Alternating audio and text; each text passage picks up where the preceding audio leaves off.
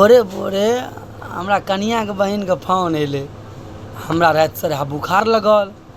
हम किया phone उठाब। Phone उठेलक दाय गाय तो दाय गाय गोर लगे छियो। दाय निके रह कहे बउआ सब गमे गमे के बउआ के नहीं पूछ। बउआ हमर पढ़े में बड़ तेज छौ गे। आब देखे छियो पापा संगे कि दिन कहाँ सब पढ़त रहे छो बतिया तो A for apple, B for ball, C for cat. पता नहीं की सब कहत रहे छे गे। अच्छा बुच्ची के तोर बुआ ठीक छौ गे? दाय हमरो बउआ जाए छो स्कूल यार पढ़े तो छो बुझली, लेकिन गाँव घर में केना पढ़ते से नहीं अपना बुझे छी।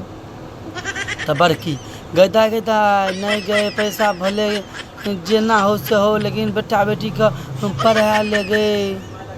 पढ़ा लेबी ना बेटा बेटी के पढ़े भी तो बड़ बढ़िया बड़ चिकन है। तो पैसा चाहे कमा चाहे नहीं कमा के बेटा बेटी के पढ़ा ले की करबहक दाय।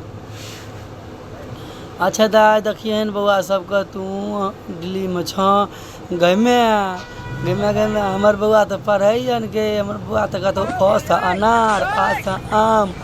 हमरा बुझियो तो माथा खा गेल। दुनू बहन बात करत करत कहलो हे भगवान बेटा के बड़ाई देखियो। अगे पता नहीं केना बुझ जाए छे। जे हो बात नहीं से हो बात छौड़ा बाज लगे छे गए। हाँ हमर जे छे न बउआ गए तुरंते टाइप कर ले है टाइप। हाँ ओनहर सब वो कहते हेते गे दाय हमरो बउआ जे छे न से मुते ल बिछौना पर नहीं मुत कहत मम्मी मुतब सुसु करब तो ले जाए छी एकरा बाड़ी में सुसु करबे ल। गदा गदा हमर बेटी छोटी हमर सेहो नहीं मुते बिछौना पर। वो कहे छे मम्मी मम्मी बाथरूम जाना है बाथरूम जाना है बुझली गे दाय तो लो जाए बाथरूम।